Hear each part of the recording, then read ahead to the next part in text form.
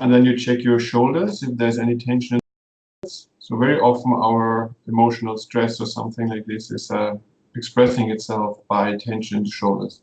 If you find any tension there, you can roll the shoulders or lift them up and let them fall. You have to make sure that they're really relaxed.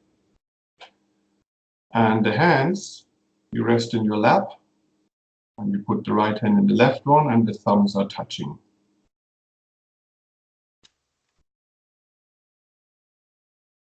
And then your head you're slightly tucking in.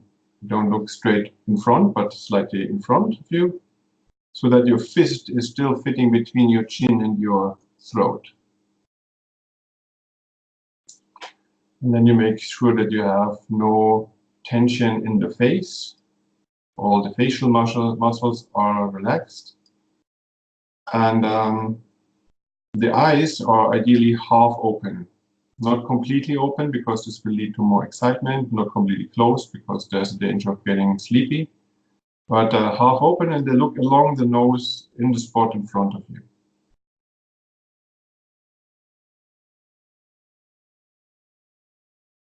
And then you make sure that you have no tension anywhere else in the face, especially that the lips are not pressed together but are naturally lying on each other. And also the jaw, that there's no tension in the jaw, but the jaw is also relaxed. The teeth are also resting naturally on each other. And finally, we put the tip of the tongue behind the upper row of the teeth, because this will prevent us from having too much saliva, so that we don't will prevent that we have to swallow all the time.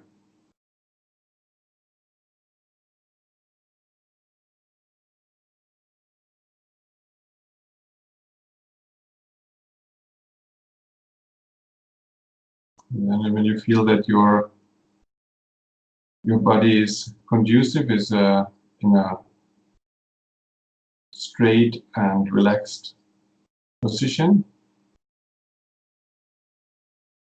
then we can go to the mind and make the mind more conducive. And so we're going to make the mind conducive, so by way of stabilizing it, concentrating it. So we take as our object the breath that is flowing in and out by the nostrils, and we observe the breath. Just that. First observe the flowing in and out of the breath, either at the navel, how the belly is kind of coming up and down, or at the nose, where the breath is flowing in and out. And we place the mind on only that object. We just observe that. We are aware of the breath. If the mind wanders off, then we don't make a drama that we lost the object, but we just gently bring the mind back to the breath and place it again. So it's almost unavoidable that all kind of thoughts appear, but we can just let the thoughts die down by themselves. They're impermanent, they're going to dissolve by themselves. We don't have to put any attention there, we just keep the mind on the breath. Let's do this for some minutes.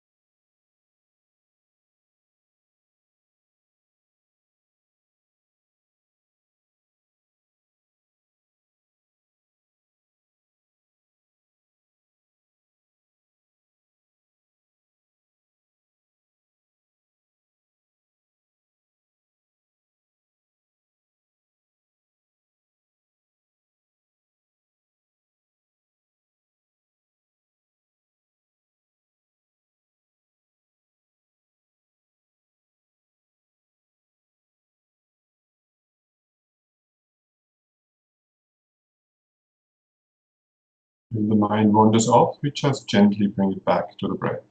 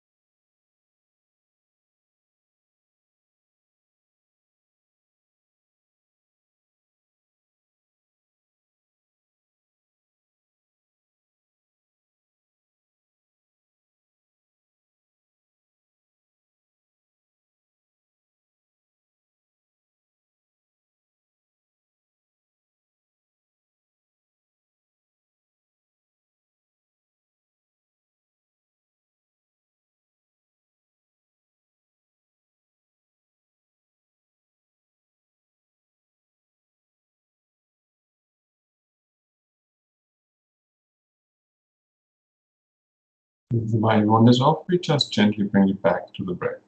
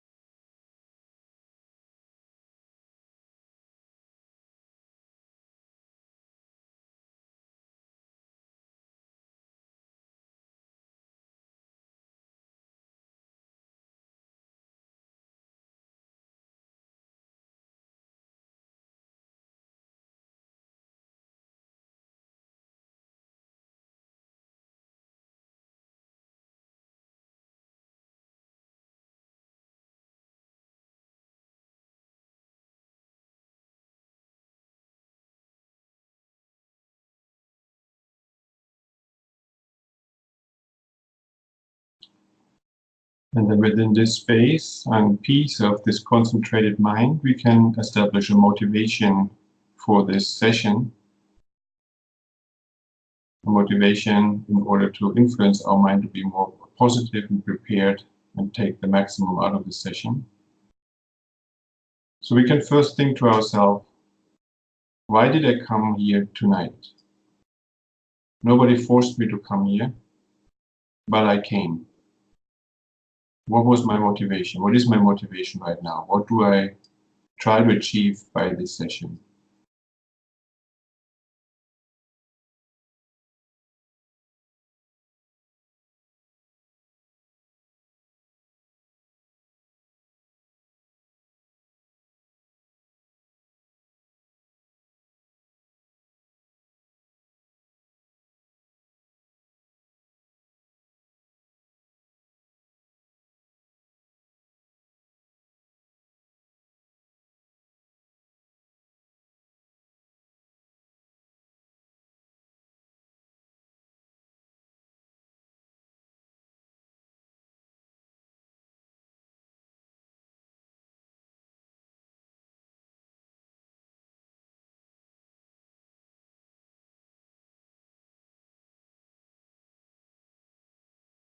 And so then whatever motivation we found, we can also produce a motivation like the following. I want to use this session here, this hour or so, this 1.5 hours, in order to learn more about myself, learn more about my mind and its potential,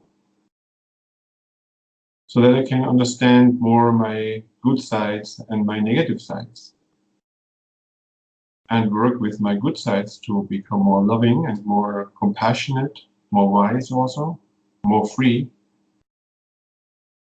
and to deal with my negative side so that I don't feel so much anger or jealousy and so forth, but liberate myself from these kind of states. And I want to do this in order to improve my own life and then all the lives of the people around me, those people who come in contact with me. For that reason, I'm going to engage into this session with all what I have, with interest, interaction. I'm going to think about what's said, I'm going to question what is said, and so forth.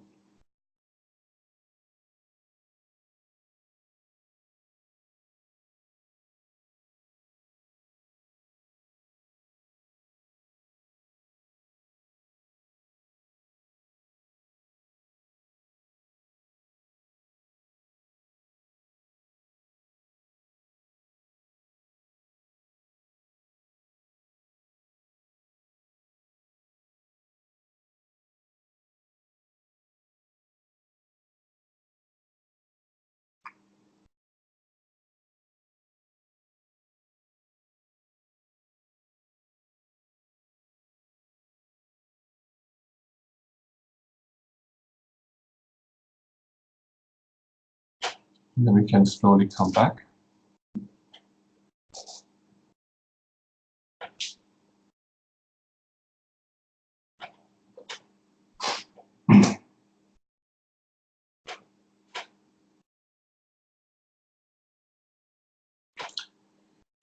So I just want to refer to what I said in the end, yeah, that the motivation ended by saying that I'm going to think about what is said, but I'm also going to question what is said. So this is very important in Buddhism, yeah, that you would not just take for granted what the Buddha says or what any kind of teacher says or so forth, but you need to question what is said. You need to think about it, and if you feel like this doesn't make sense, then you need to check further. And I can also say from my own experience that this is quite helpful, yeah, to never stop questioning. It might take some time until you get your answer. Sometimes I had questions for many years, but then finally I found an opportunity to actually explore this and with a teacher further and get my answers. So anyway, the Buddha himself is very much encouraging us. He says, do not accept anything what I'm saying out of respect or because I'm famous or something like that. But you need to question this teaching. You need to check what I'm saying in your own experience. If it's okay, if you find this is the case in your own experience, then you should lead your life in accordance with that. And if you feel like this doesn't make sense, then you need to check it out. And you need to question it and try to understand further what the Buddha has in mind when he says certain things. So therefore, I definitely want to encourage you to think about things and also to question them, and then also raise these questions. Ask. You're here in a very safe environment. Nobody is judging you for anything. So just ask. So actually, there was a discussion group last Tuesday, and you had some questions from there. Shall we start with that? Yes, I think it's a great idea. Yeah? Okay, cool. So let me have a look. What were these questions?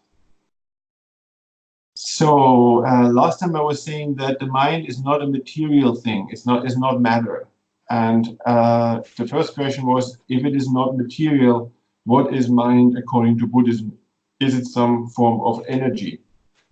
Yeah, so that was the first question. What is mind from that point of view? So the question would be, the question coming from the question is, what do we think is energy? And we say, is the mind some kind of energy? What do we mean with that? What is energy? Like electrical energy or something like this, or some current in the body or something? So that would be just a subtler form of matter. So mind is not matter, it's not material. So it's also not some subtle energy or something like that. So mind being non-material, it is simply a different type of phenomenon. It's a completely different type of phenomenon from the body, from the hormones, from electricity, and so forth. It is simply not material. The mind is changing all the time. Yeah? It's an impermanent phenomenon. It has constantly different objects. It is relating to this object with different feelings, with different perceptions, with different understanding, with different sharpness. Sometimes first it sees the object is sharp, and then later it becomes dull and uninterested, and so forth. So there's constant change going on in the mind. So it's a so-called impermanent phenomenon that is constantly changing. And in Buddhism, we have, in philosophy, we have technical ways of describing things. So we say all phenomena, that all existent phenomena, all existent things are either permanent or impermanent. And impermanent things are grouped into three groups: into matter, matter is also changing all the time, and into mind. And the third one is impermanent phenomena, which are neither matter nor mind. Yeah, so I guess we all have heard about karma being a very important concept in Indian religions in general. So karma, for example, is not mind, and it is also not matter. It's impermanent, it's also changing, it's created and gives later on an effect, and then it disintegrates and so forth. So karma itself is impermanent phenomenon, but is neither a mind nor matter. So what are these three categories? The first one is matter. The matter is that which is atomically established, yeah? Or form is another way to say the same thing. So this is the first thing, the material phenomena which are permanently changing. Then the second one, mind, is defined as that what is clear and knowing, and that's all what it is. It doesn't say clear and knowing and subtle energy. It doesn't say clear and knowing and square. It doesn't say clear and knowing and like a flash of lightning. It just says clear knowing. That's all.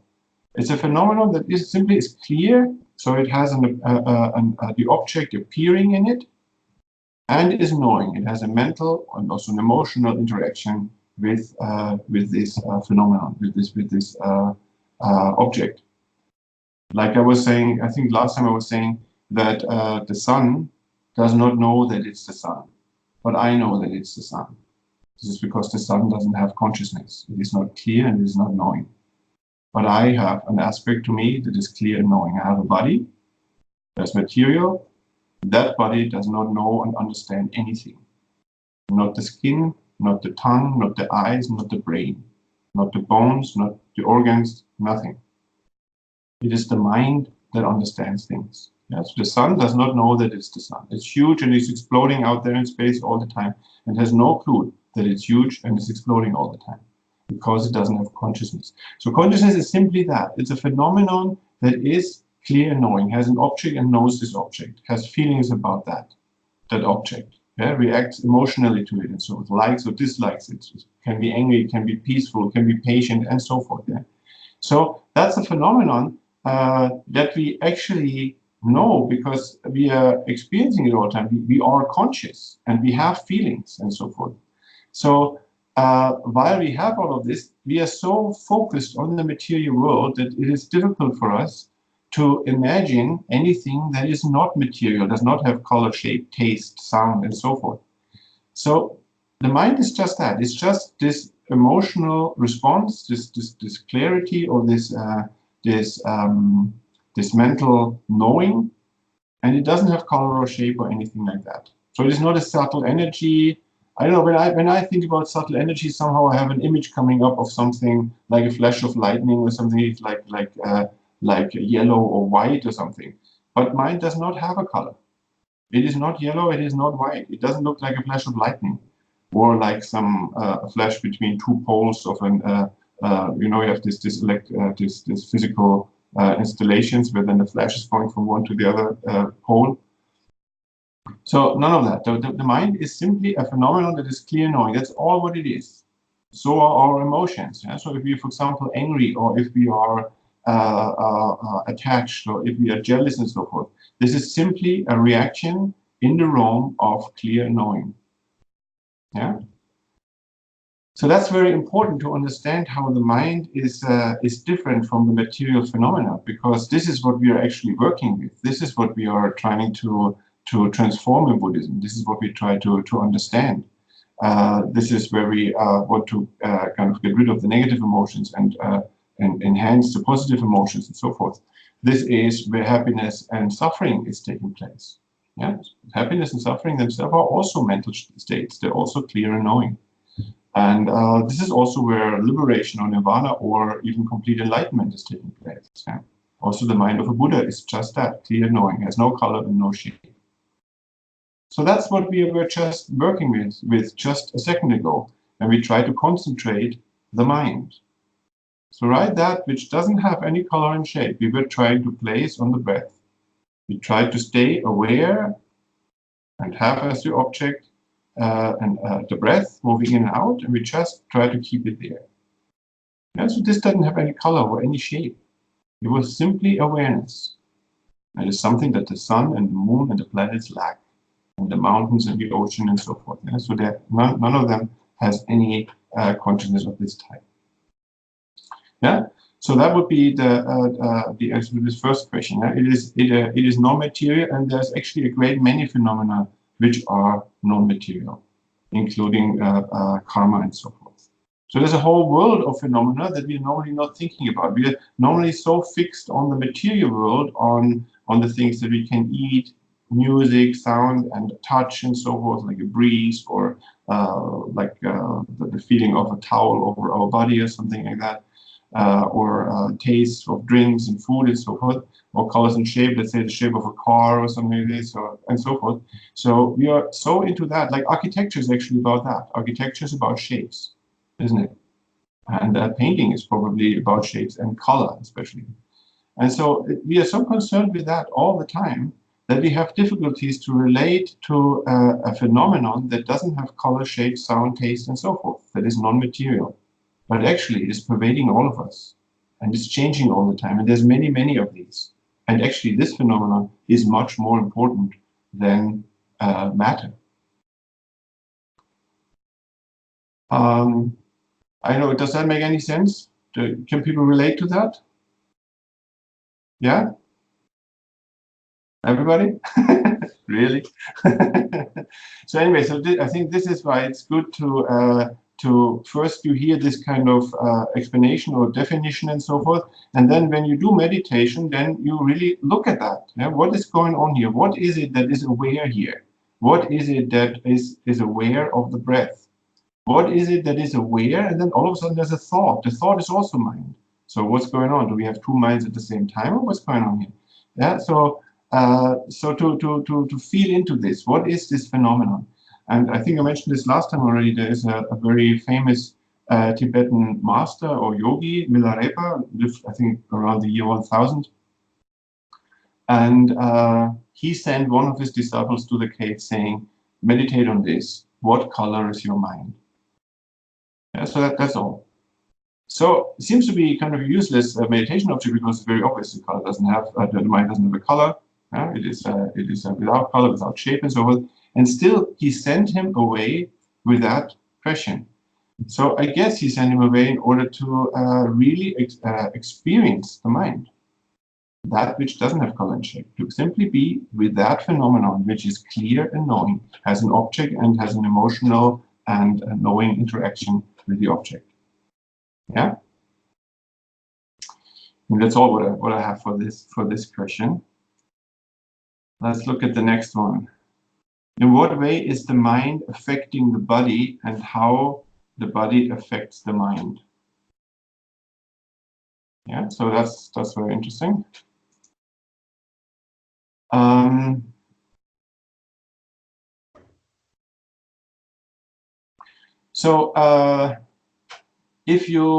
Let's talk first about how the mind affects the body.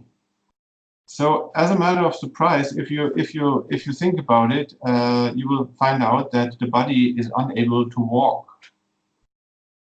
The body is even unable to breathe. Yeah, if you get unconscious, what happens to the body? You're standing there and you get unconscious. What's happening to the body? Body collapses, falls to the floor. If the mind is not in a certain state, the body cannot even stand. The body can't do anything. It can't get up in the morning. It can't lie down. It can't walk. It can't do anything. Yeah, so the mind is your will to go from A to B. And then the mind that is pervading this whole body on all kind of different levels. There's a thought mind, there's a mind that is actually in the different parts of the body and so forth. On the basis of this, the body then moves from A to B because there is this wish and because there is this mastery of the mind over this material phenomenon, which is the body. But actually, if you get unconscious, the body simply collapses. It cannot even stand. The body can't breathe. Without breath, the body is dead anyway in few seconds. Yeah? So if there is not some mind that is actually giving this impulse for the muscles to do things with the lungs so that the lungs are expanding and therefore air is drawn in, and then later on contracting these lungs and air is pressed out, then the body is not even able to breathe. So there's a huge interaction between the mind and the body. And so this interaction is a very unconscious one. Yeah, it's not that we are thinking, I want to breathe now, or I want to exhale now.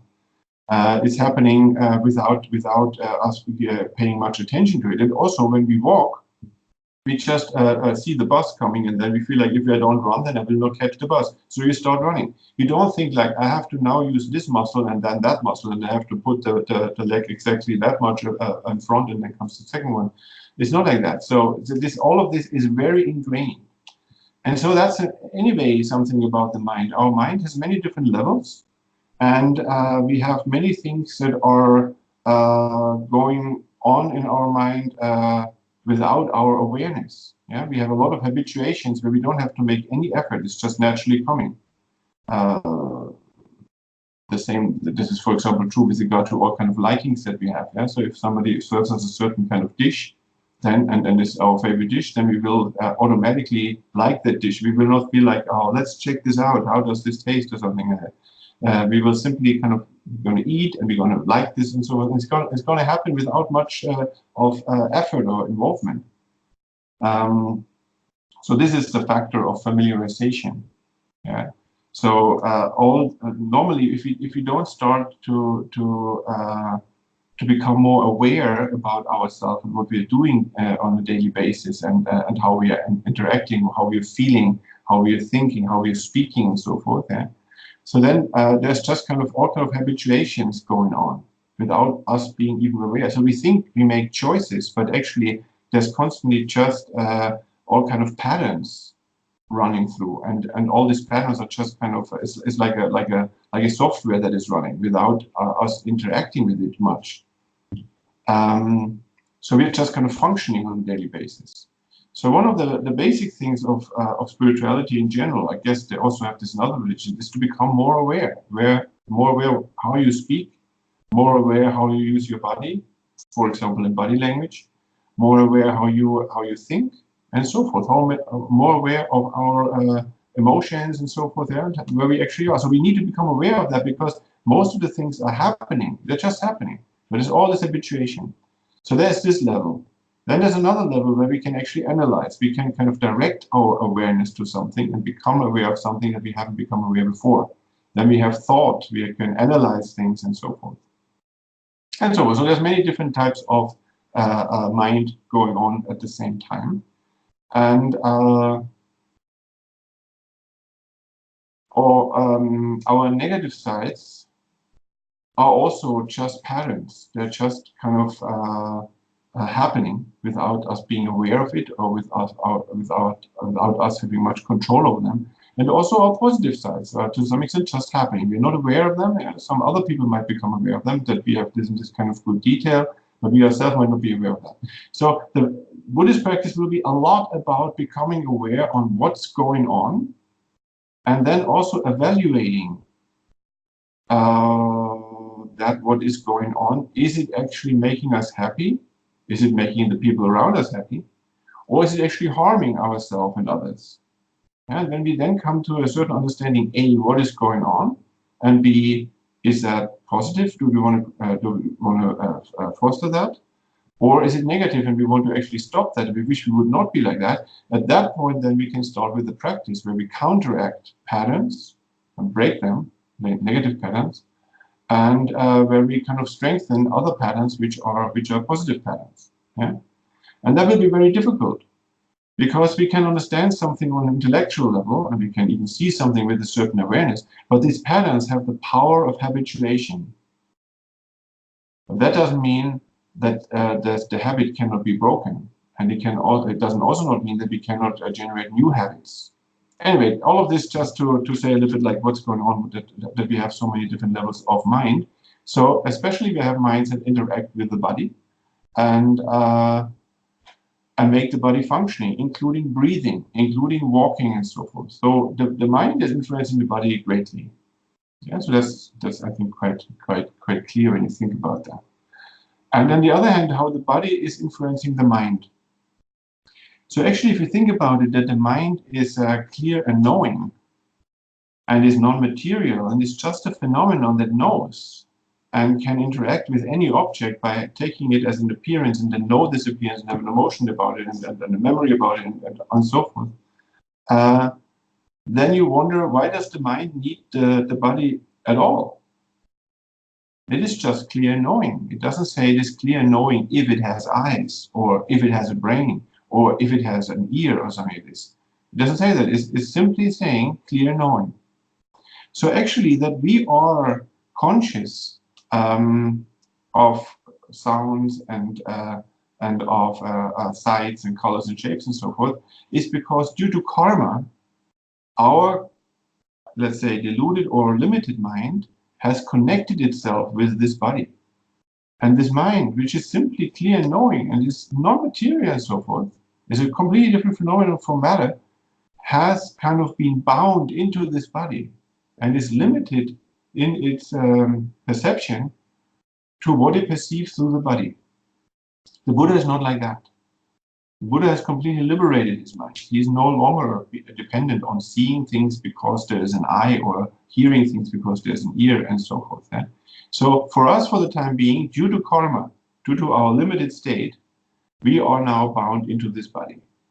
Yeah, so this means, for example, also that we are experiencing pain. If somebody would, let's say, if we cut our finger, or if somebody breaks our arm or something, to experience pain, we experience that what's going on in this body. So you could almost say the body itself is not experiencing pain. It is the mind that experiences this pain. And it is also that the mind is limited to seeing by way of what's going on in the eye. So if you destroy your eye, if you lose it in an accident and so forth, or let's say you lose both eyes in an accident, you will no longer see. So that's surprising. You will no longer see, although you have a phenomenon that's clear knowing.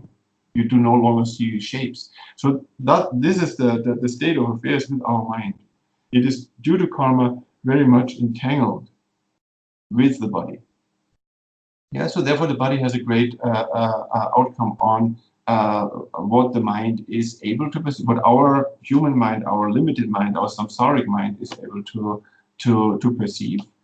And then you have also other things, of course, that if the body is influenced by way of, let's say, somebody takes drugs or something like that, then this has a strong influence on how we are perceiving, or on the mood. And I heard even that if you do sports very strongly, then at one point the body is generating in this sport effort something called, I know, endorphins or something, some kind of hormone, which is kind of happy making or something is. So there's where these sportsmen get all their happiness from. So they end up with a happy state. Happiness, again, is a mental state. It's not the body that is happy. It is the mind that is happy. So you could ask yourself, in the same way you could ask what color is the mind, you could ask yourself what color is happiness. Because these hormones have a certain color. You can ask yourself what shape is the mind, or what shape is happiness, because the mind doesn't have a shape and the happiness doesn't have a shape, but these hormones have shape. Anyway, there is this interesting interaction between the body and the mind. And this is especially for the time being, because we are karmically linked to this body. And this, of course, is a very complex process, because it's not that there is this kind of body with 2 arms, 2 legs, a torso, all kind of organs, eyes, ears, tongue, and so forth. And then the mind, due to karma, goes into this and sees now by way of the eyes. It's not like that. we entered into a fertilized egg. This is how we entered. We didn't enter with some eyes and ears and so on. That's all of this developed. So the mind was in a completely different state when it entered this human realm. It entered a fertilized egg, and then there were tremendous changes in the biological mass in the fertilized egg, in the cell splitting, 2 identical cells, 4 identical cells, 8, and so forth, and then finally specialization of the cells, and then finally somewhere down the line there were some eyes and some ears and so forth. So the mind also went through a long process during all these 9 months of being in the womb. So must have gone through tremendous different experiences and so forth, and we can only imagine what kind of experiences we had there in the womb of our mother. So this is kind of how there is this interaction between the mind and the body. So on the one hand, the body can't even stand without the mind, and actually cannot even breathe without the mind, and many other things. And on the other hand, there is a strong influence of the body to the mind. Yeah, so this is especially so because we are living our lives right now on the basis of karma, on the basis of our entanglement into matter, into the body, and so forth. If the mind would be completely liberated, things would be completely different. But for the time being, there's clear this interaction between body and mind. So the interesting thing is that although the mind is the factor that makes the body move and so forth, and you might go so far to ask the question: is the mind maybe also part of that the cells are splitting? Is this actually somehow coming from a very low, from a level of mind that we are not aware of? Anyway, I'm just raising this question. I'm not saying it's like that. It's just an interesting thought.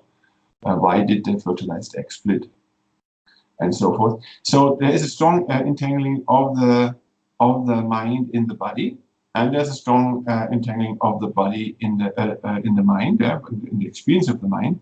So the important thing here is to understand that although there is this causation of what the body is doing by way of the influence of the mind, and then the causation from the body to the mind, that the mind has certain experiences due to, let's say, drugs or something like this, so substances in the body or hormones or something.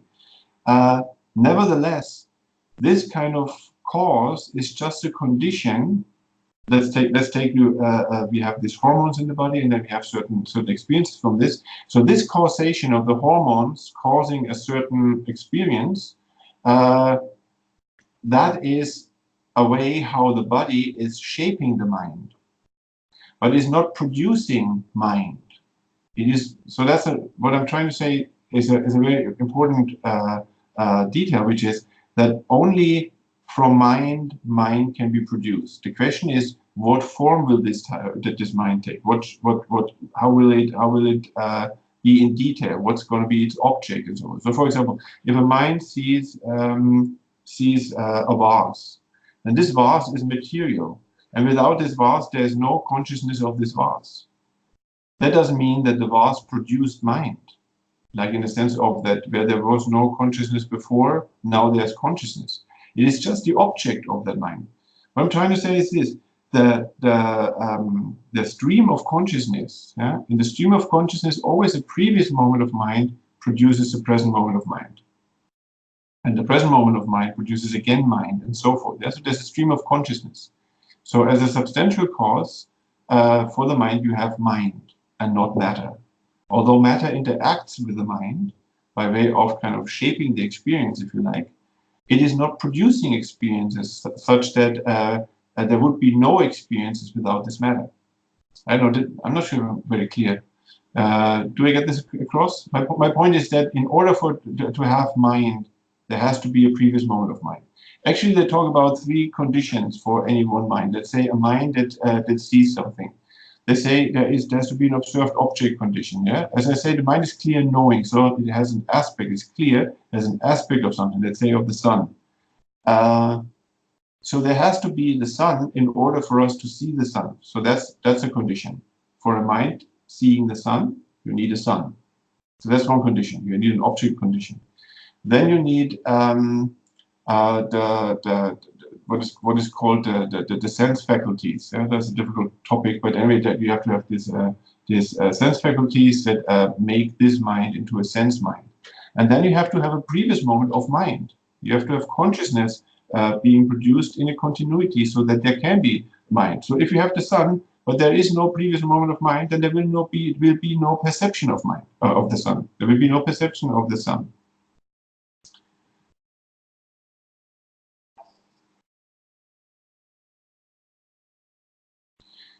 So the object can change. Yeah? Now you look at the sun, next you look at the moon, so the object has changed. So you need this object in order to be aware of the object, but whatever is the object, there will be some kind of consciousness, there will be some kind of clear knowing going on. Yeah, so to have a specific mind that has this is aware of that and that kind of object, let's say you need a material object if it is the perception of a material object. So there the matter plays a role. But the actual cause that produces this kind of phenomenon, a consciousness seeing, let's say, the sun, for that you need a previous moment of consciousness. So I used this example last time. If you have a tomato seed, it can only produce a tomato plant and not an apple tree. Yeah, or the other way around. If you want to have an apple tree, then the previous moment must be something connected to an apple tree, the seed of an apple tree. A tomato seed will not produce that. So in the same way, if you want to have an awareness of anything, you need to have a previous moment of awareness. Yeah, so the object can be material, but that what is actually the substantial cause or the actual seed for a new consciousness has to be consciousness itself. So what I'm trying to establish here is that there is a continuity of consciousness. There's previous moments of consciousness. There is never a moment where a consciousness that hasn't existed previously is now all of a sudden popping into existence, especially not by way of matter. As I say, the matter is just shaping the experience. Yeah, but that is experience. This will be coming from previous moments of experience. This is technically called the substantial cause. The substantial cause of consciousness is consciousness. So that's very important to get this point, because from this you can understand that while the mind for the time being is entangled with the body, it is not 100% sharing the lot of the body. So if the body, for example, dies, although the mind will also go through a great transformation, it will not die with the body. So the body becomes completely non-existent. But the mind will not. The mind will continue to produce a next moment of consciousness. So this body here will become completely non-existent, but the matter that is in our body will not become completely non-existent. There will be another type of matter. In the same way, our consciousness will transform tremendously in the death process, but it will produce another type of consciousness. So the consciousness will continue, just as the matter in our body will also continue. But it will not continue in connection with our mind. So the point is that mind then has passed in previous moments, previous moments that were its cause, and future moments that are caused by it. And so this is an important thought with regard to establishing reincarnation. Yeah. So when you understand that at any moment in our life, any consciousness moment has a previous moment from which it is produced, and is producing a later moment, then you can go in bigger steps. You can say that you can understand that the consciousness that you have today, with all your knowledge, with all your perceptions, all your likes and dislikes and so forth, is different from the consciousness when you were 5 years old. Yeah, so, but there was consciousness there, and it was your consciousness. It was not somebody else's consciousness. So there's a continuity from this 5-year-old to the present one. And then this 5-year-old was had a connection to the consciousness of the baby that was just born. Yeah? So again, this consciousness, there was consciousness of the baby that was just born, who was starting to breathe for the very first time. As I just said, this is actually due to the mind that the breathing started, not to the body. And so that mind of this newly born baby is in one continuity with the 5-year-old, and even up to us. Yeah, so there's this respectively previous moments, and then this baby's mind was also coming from the fetus in the womb of the mother. But then there, in the fetus, there were all kind of unspeakable, unperceivably changes going on in this mind. But there was a first moment of mind of in the womb. I would say this is when there is the fertilized egg. So there was the first mind. But this mind is just mind, like any other mind, like the mind of the newborn baby, like the 5-year-old, like us right now. It comes from a previous moment and it produced a later moment. So this first mind of the fertilized egg produced the mind of the second moment, where there were 2 cells, for example. But not only that, but it itself also had a previous moment.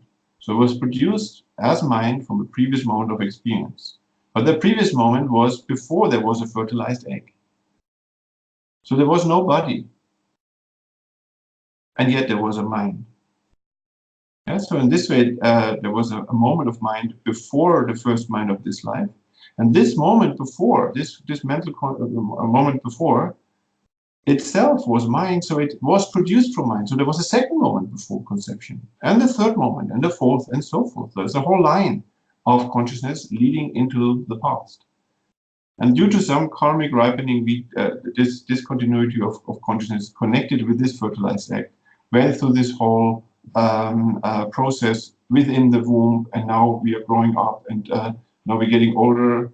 If I see this right here on the screen, most people of you are quite young. I'm by now 50, so you're going to have a lot of aging to do. You're going to go through some more process here as well. And then finally, there's going to be old age, and then finally, there's going to be death. So there's going to be a final moment of consciousness. And this final moment of consciousness is, again, just consciousness. So it is produced from a previous moment of consciousness and produces a later moment of consciousness. But that later moment of consciousness will no longer be connected with this body. But it will be a moment of consciousness. There will be experience, but it will not be experience connected to this body. And this moment after death will be consciousness. So it comes from the moment of death, and it will produce the second moment after death. And that will produce the third moment, and the fourth, and so forth. And so this is all this phenomenon that this consciousness is always producing another of its own type. Yeah? And it comes from others or from its own type. So this way you have, first of all, you would have to understand how consciousness is not material. It's just clear knowing. Yeah, you can use all these things like that the sun does actually not know that it's the sun. So there's a very different phenomenon from matter that actually knows, takes the sun as an object and knows that consciousness is something that doesn't have color, doesn't have shape. Yeah? Ask yourself this very thing that Milarepa said to the yogi. What color is your mind? What color is your mind when you see green? What color is your mind when you think about yellow? What shape is your mind when you see something square? What shape is your mind when you think about something round? And so forth. What sound is your mind when you hear birds singing? Does your mind have a sound? And so forth. That's what use this in order to get this feel for the mind being a completely different phenomenon from matter. And then how this mind is therefore being a different class of phenomenon, is produced from this different class of phenomenon. Yeah? And by this you can then work with how this line of previous moments then goes to the first moment of this life and beyond, and goes to the last moment of this life and beyond. I think I'm way out of the question that was originally asked, so I'm going to stop here for the moment and just look at what the third question was. The third question was, can mind exist completely independent of a body?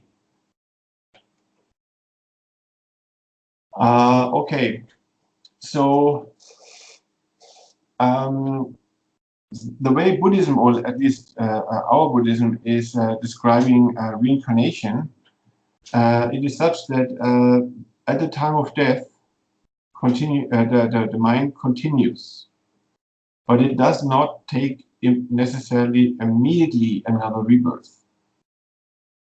Yeah, so we are talking about a so-called bardo, an in-between state, an intermediate state, where you are not having a physical body. So that's the first thing, not a physical body of bone and flesh, or even not even a fertilized egg or something like this. So they would actually talk about other bodies that you have in this state. So this is already a state which is kind of pretty different from our state. So it would be a mind independent from such a body as we have it right now. And then later on, you would take on, again, let's say an animal body or another human body or something like that. But then they also talk about completely other states where you are having developed your concentration. Yeah, there's yogis who are having incredible states of concentration. They're so absorbed in their mind. So we tried this a little bit in the beginning of the session. We tried to place our mind on the breath. And I don't, of course, I don't know how it went for you, but normally it's a disaster. Normally it's very difficult to keep the mind on the breath, and there's all kind of thoughts appearing, and you're distracted, and I don't know what. And so there's yogis who are able to bring this concentration practice to a very, very high level.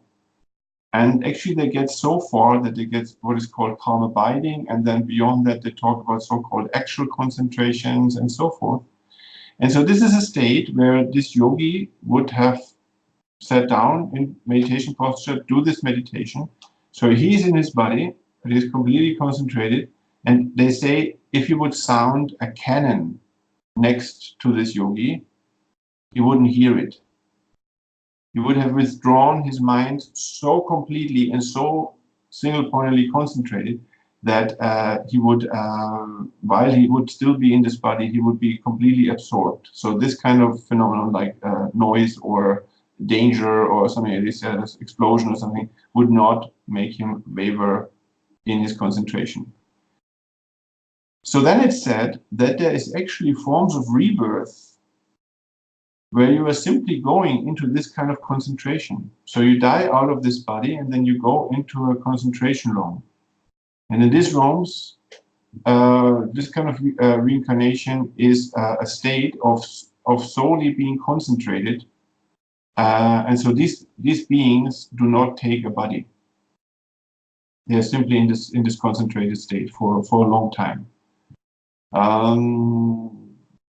This kind of concentration meditation is nothing specific Buddhist. Actually, this is very clearly stated in our text that also Jains or Hindu yogis and so forth can attain this kind of states. So there might be actually systems who say that this is the way to nirvana. This is the way how you get free of reincarnation and so forth, that you completely concentrate your mind. So this is why some people might aim for this kind of states. Yeah, and it is interesting that in the life story of the Buddha himself, when he left the palace and became a renunciate, actually a seeker, a yogi out in the woods, in the forest, in the jungle, the first thing that he did, he was joining two masters who were teaching this kind of concentration techniques. And he was mastering their teachings very quickly. So he went to the first one, mastered that, and then he felt like this is not the solution. And he went to another master who had even higher concentrations, and he mastered that also. And then he left that behind and said, this is not the path. But obviously these masters were of the idea that this is the path. So there might be people who actually practice this kind of concentration in order to gain this kind of reincarnation states that I was talking about, because they think that this is liberation, this is nirvana. So it is said that people who go to this kind of reincarnation, where they're in these concentration states without anybody, then after long times, they talk about eons, then actually finally fall out of this concentration, because also this concentration was only at this concentration state without a body was only taken on the power of the karma of this previous concentration practice. So this karma runs out, so they fall out of this concentration in this rebirth realm, and then they feel like, so there is then no nirvana, there is no liberation, because I attained it and I fell out of it. So this is because they had this idea liberation comes from concentration, which from a Buddhist point of view is a wrong idea. Anyway, so that's maybe one answer to if the mind can exist completely without a body. So again, in Tantra, they would tell you something else, because they talk about subtle energies and so forth, subtle winds and so forth. But maybe we keep this out of the discussion. I think the level where we are, it's best to just deal with sutra teachings. And in Tantra, they would say there's always some kind of matter, therefore some kind of body, if you like, accompanying the mind. But in general, we have, when we die out of this body, we don't take on another body immediately. We go into this intermediate realm. The thing is also that Buddhism is speaking about all kinds of different bodies. They talk about light bodies, they talk about bodies in the nature of mind, and so forth. Yeah? So such a coarse body, if we reduce the question to the question, can there be a mind without such a coarse body of flesh and bone and brain and lungs and organs? The answer is definitely yes. Yeah, so when we die out of this life, we will first be in a state without such a body. We might take a rebirth in a concentration state. There's no body at all from Sutra point of view. We might take on a flesh body later on, but in between there will be times without that. So from the point of view, especially if you bring this down to the question, can there be a mind without a brain? Definitely it can. I mean, this is something that is very, very clear. From the point of view of these near-death experiences, yeah, where people, let's say, undergo an operation, and they're actually, I guess they would undergo this operation while being, how to say, drugged, how to say this, anesthesia. They underwent the process of anesthesia, and so they're actually supposed to be asleep during the operation. And so then the operation is happening, and the doctors are losing the patients. So the machines are showing that there's no heart activity anymore. They're showing that there's no brain activity anymore. Lungs are stopping, and so forth. And so the doctors may say all kinds of things. They may say like we lose him, or the machines are not showing anything. So they say something, and so this person is supposed to be asleep, right? And then later on, the patient came back and tells them everything that they were saying. So obviously there was a perception going on, while actually the brain was no longer functioning, and the lungs and the organs were no longer functioning, and so forth. And actually, if I understand this right, the guy was asleep due to the anesthesia. So later on, they were able to say this. I even heard about one man who was in an operation, had such an out-of-body experience, as you also actually I call this near-death experience. I'm not sure if this is the right word. They call it an out-of-body experience. So there was one man who had an out-of-body experience and saw for the first time in his life his head from the side. Because normally if you look into a mirror, you only see the face, right? So he was surprised how he looks from the side. This is amazing. So he really had this kind of perception from a completely different angle that he had never had on himself, and stuff like that. And so there's amazing stuff happening there. I heard about somewhere in Croatia or something like that. There was a girl and she underwent operation, and maybe something went wrong, but anyway, she survived that and came back. And after that, she was all of a sudden fluently speaking German. And she had never learned German in her life, and she had no German people in her family, and so forth. So all kind of things happening there. So out of the body, no longer limited by the body, all kind of things are happening. So that's also something to some extent, that there's a mind without the body. Technically, it's not the case. Technically, if somebody has a near-death experience or an out-of-body experience, he has not completely left the body. Yeah, so our Geshes made this very clear. If somebody has such an experience, it is not that he kind of died actually, left the body and then came back. This is impossible. In order to come back to this body, you would have to have the karma to be again in this kind of body. So actually, he did not completely leave the body. There was a subtle level of consciousness still in this body. But still, it is something where there is a perception outside the normal functioning of the mind, through the eyes, through the ears, and so forth. Yeah, so that's also interesting, maybe with regard to this question, if the mind can be without the body. What was that? Can mind exist completely independent of the body? All right. Does that make any sense? Did you continue analyzing and put into question? Any questions from that? Is there any questions out of this presentation.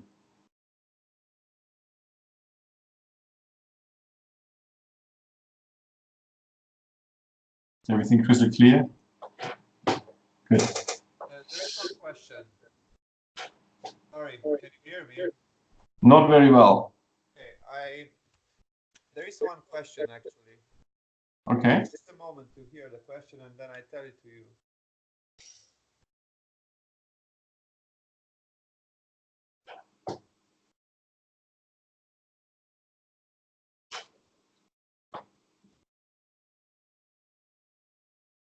So the question is considering the concentration state, Yeah.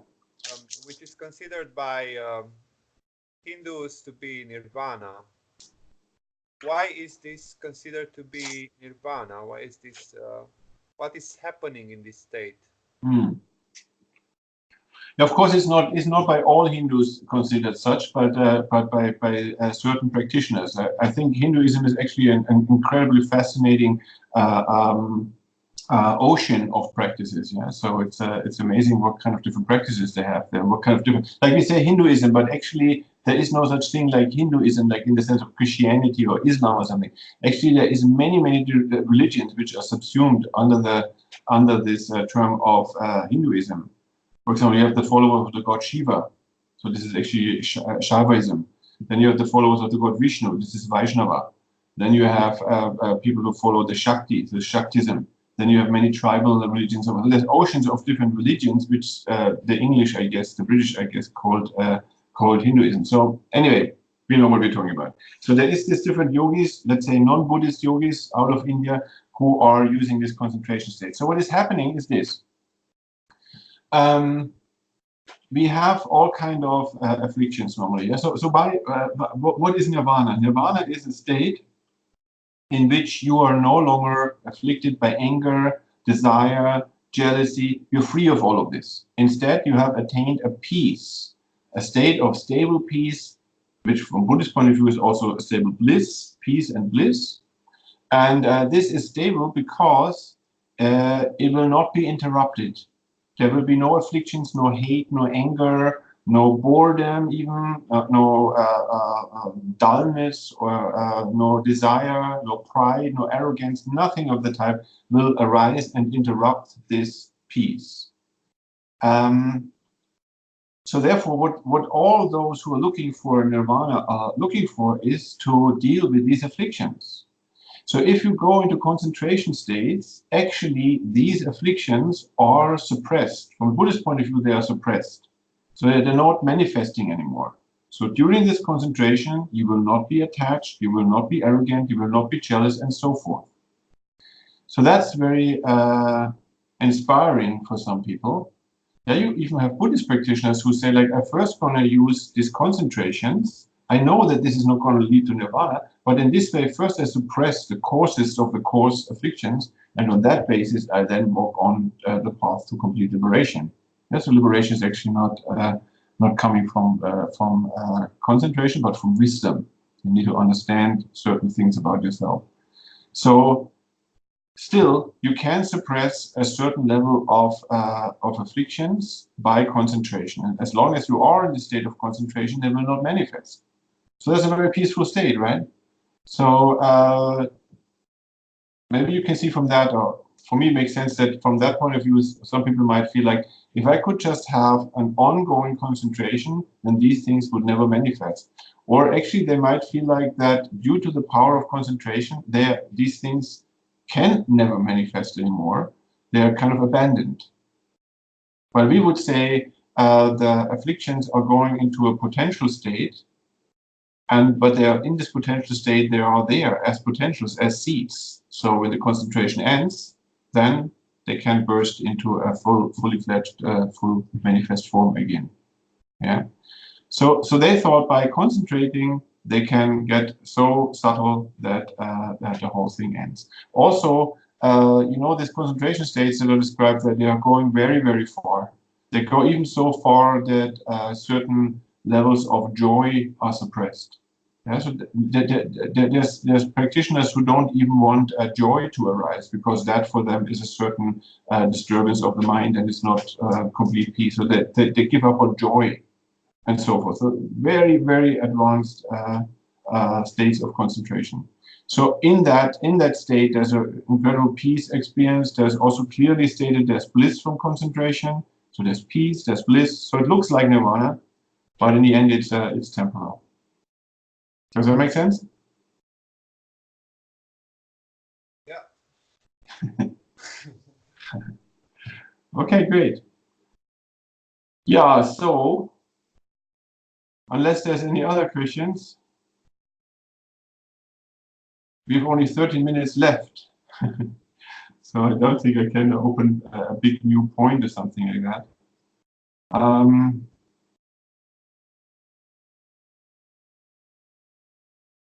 I mean, this module that we're doing right now, this part that we're doing here is called Essentials of Buddhism. So one of my points that I tried to raise was to point out the central point, the central place of mind in Buddhism.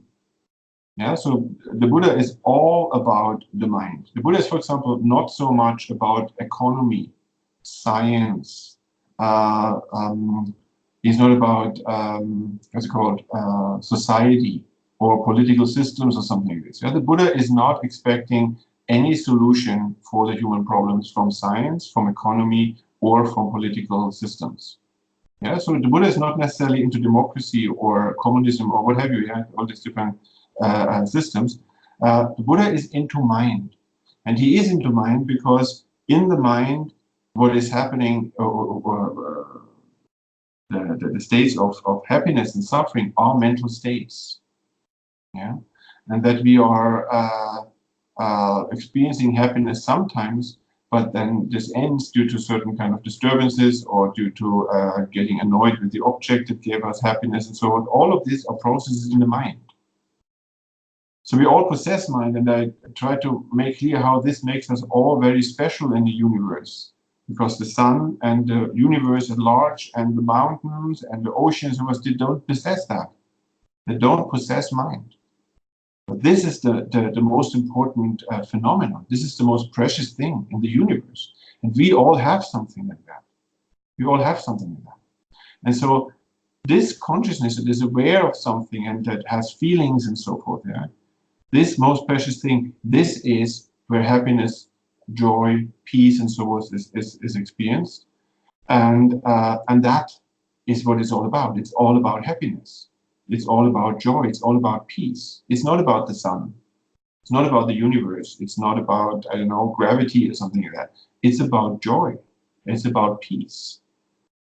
And so why is it about joy and peace? So this is actually at the very center of our existence, of our personal, individual existence. Yeah, from the very moment that we get up in the morning, we are continuously concerned about how can we avoid any kind of unpleasant experience, and how can we generate a happy or a peaceful state of mind or a relaxed state of mind and so forth. If you check this, you will find out that this is actually all the time going on inside of us. Yeah, and we might be distracted from this project. So this project is actually at the very core of us. We want to be happy. We don't want to suffer. We want to be fulfilled and peaceful and experience joy, and we don't want to have problems or being dull or being uninspired and so forth, yeah? Or actually pain even. Yeah? It's also clear.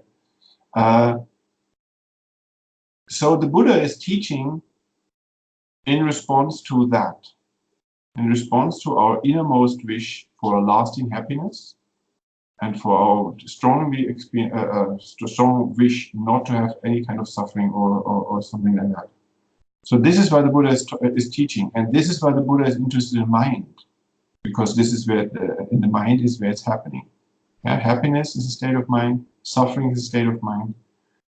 Suffering has causes within the mind, which if you get rid of those, then you will no longer experience suffering. Joy has causes within the mind, so if you accumulate those, then you will continuously experience joy and happiness and so forth. So if that is really true, that in the midst of us, at the very center of us, essentially we are actually beings that are looking for happiness and don't want to look for don't want to experience suffering, then this phenomenon mind becomes of utmost importance, much more than cars or landscapes or the ocean or islands or the stars in the sky or whatever, or science or rockets or what. What we really need is to understand this mind. We need to understand happiness and suffering. Why? Because we want to be happy and we don't want to suffer. And the Buddha is teaching for that. He's teaching in order for us to understand our mind better. Actually, he teaches in order for us to understand the mind completely, to understand our happiness, our suffering better, to understand all those factors that we already touched on, like our anger better, our jealousy better, that we understand our arrogance better.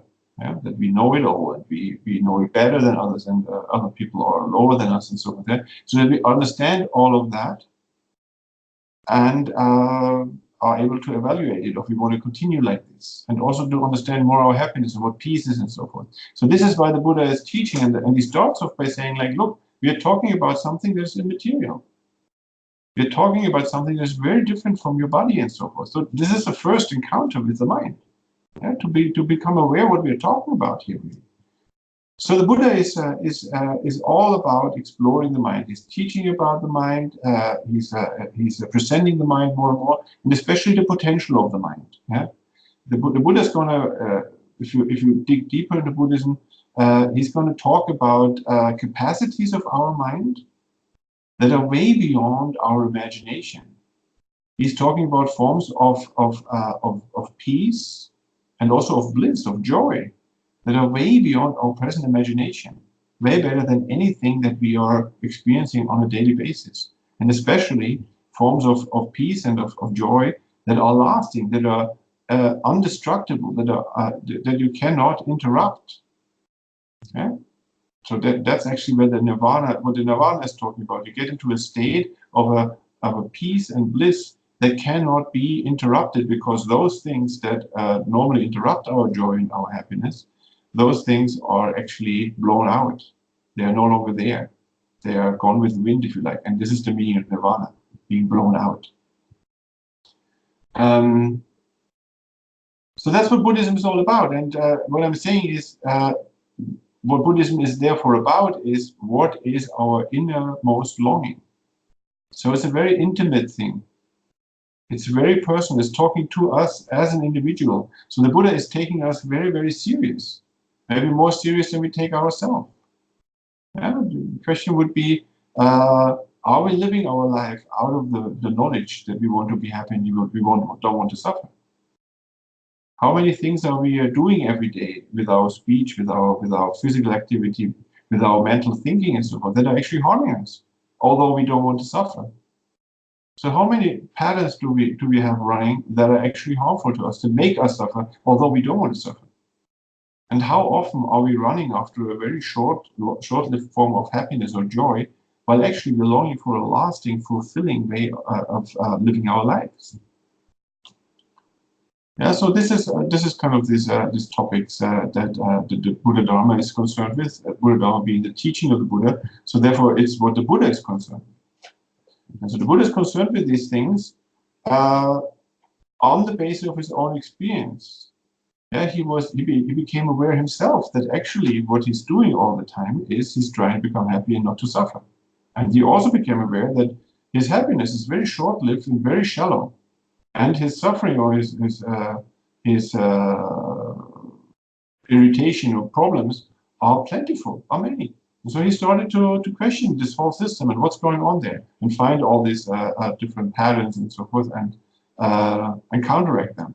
And so out of his own experience, in which he, through practice, was actually able to gain such a nirvana, and actually way beyond that Buddhahood, he is then coming back to us out of compassion, out of concern for us, out of love for us, and is saying, look, I know how you feel, I know where you are, and I think it's not really working out in accordance with what you're looking for. And I was exactly in your place, and I did this and this, and my situation got better. So this is kind of the very basis on which the Buddha is teaching. So therefore you can say that the Buddha is teaching out of loving kindness, a concern for us, as a very close and intimate friend to us. So the Buddha is pointing out to us that in the end, everything that we're longing for, everything that makes us active and so forth, but what we're trying to achieve, is actually happening in the mind. So therefore, the mind becomes a central phenomenon for our becomes a central phenomenon for Buddha Dharma, but should become our central interest, object of interest in our life also. So that's something to explore. How much are we making our mind the center of our life? I mean, spirituality would be necessarily about that. Spirituality is about dealing with the mind, understanding the mind, understanding the potential of the mind, and then practicing with the mind. Again, spiritual practice is all about mental practice. Yeah? Why is it called spirituality? Because you work with the spirit, and spirit, in the end, is the mind. Like maybe that's a good thing to say. Like when I say mind here, when the Buddha says mind, it is a very encompassing phenomenon. It is not just some intellectual capacity or some memory or something. All our emotions are included in this mind. All our negative states are included in the mind. All our dreams, our hopes, our creativity, and so forth, our imagination, all of this is included in this phenomenon, mind. I think we don't have time for anything more, and I think I already talked a lot. So maybe stop here for today, unless anybody has some more questions. Then I would stop with some dedication. Is there any more questions? Actually, we will have Venerable Tendar Right. for Friday and Saturday, and we continue Essentials of Buddhism. Okay, cool. So that's cool. That's very cool. So all these things that I try to convey here, you can just bombard him with questions out of this area. That's very good. Yeah. So wonderful. I'm very happy that you have this opportunity. I hope you all go there. Yeah, rare opportunity. Venerable Tender here. He's very long ordained. He's here since 19 years, I think. Yeah, in Milan continuously. Okay, wonderful. That's all I have to offer for today. So one thing to do at the end of a spiritual activity is a so-called dedication. And so what is this all about? I was mentioning the concept of karma before. So karma means that all our actions, especially our mental actions, which are behind our verbal actions and physical actions, all these actions are creating a residue. So they're not just over, but there is something staying with us from all these actions. So we can understand this, for example, from memory. Yeah, memory stays with us, although the event or the action is already over. So it's not that just a certain action is over and then and that's it, and we're completely pure and clean in the next situation. But there's a memory staying with us, for example. Another thing that is staying with us is a habit. Yeah, so habits do not pop into existence out of the blue, out of nowhere, but they are forming bit by bit, slowly, yeah, by every action leaving a residue. Then there's stronger and stronger habits growing, and that actually is one aspect of karma, that it creates this kind of habits. So anyway, all I'm saying is our actions, for example, that we have now been together here for 1.5 hours and made all kind of effort to follow the teaching and to think about it and so forth, and the very motivation to come here and to deal with your mind, your interest and so forth. So all of this spiritual activity that we have done here has created some positive energy, some positive karma. And this positive karma is such that it can only lead to positive outcome. This is, again, similar that mind can only produce mind. A positive karma can only produce a positive karma and not can only produce a positive outcome and not a negative outcome. So from the positive energy that we have created in this session, only positive things will come. But again, it might be just some nice experience in the future that comes from this karma, unless we are dedicating it to higher spiritual goals. Yeah, so you can take this energy that you have created and making kind of a wishing prayer or like a dedication over this positive karma that we have created, such that it will lead to much higher spiritual goals and not just to some pleasant outcome in the future, some trifling thing that we enjoy something or something. So a dedication is about that we are dedicating things to higher spiritual goals. Yeah, so at least we could dedicate this positive energy that we have created, that we create a deeper understanding of our mind, that we can create come to an ever greater understanding of our emotions, our afflictions, our anger, our joy also, and so forth. When we have a stronger understanding of the different potentials of our mind, and that we actually might attain a state of stable peace and joy, uninterrupted by any kind of problems and negativities, as we are actually wishing for, because we want to be happy and we don't want to suffer. So we can dedicate this to that we may actually attain a state in which we are only happy and joyful and without any interruption of that, in a peace that is free from any kind of problem. And not only that, but we can dedicate it so that all beings, having mind just like us, and being exactly the same like us, in that they also want to have happiness and they don't want to suffer, that they also may attain that what they're looking for. And so may they completely be free of any kind of suffering, and may they attain a lasting happiness and peace. Maybe we can just spend 2 minutes in silence, where everybody can try to develop such a thought of dedication within themselves. All right? Let's just take this 2 minutes of silence for dedicating in our own words.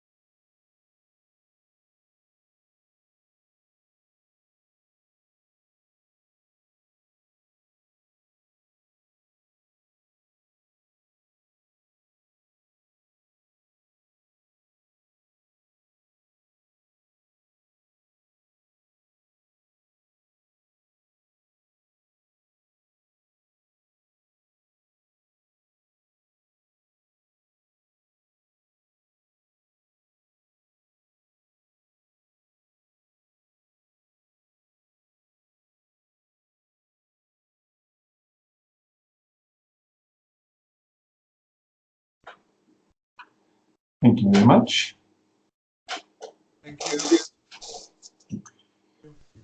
So I think in this way we have finished these 2 sessions on essentials, no? Yes, yes. So the next one is going to be on refuge, I understand. Yes, on the 8th of October. Okay, cool. Yeah. So there we talk about the qualities of the Buddha and why for a spiritual quest it makes sense to rely on the Buddha and to build up a relationship with the Buddha. But we will also talk more about our own state of affairs with regard to all the things that I was talking about, like only be happy not to suffer, only not to suffer, and so forth. Yeah. So we'll all play into this. We will have 2 sessions on this. And I think when Gelson is coming at the end of that, isn't it? Yes, yes, yes, yes. He comes at the beginning of November. Okay, cool. Wonderful. And thank you very much, everybody. Thank you for making the effort to come.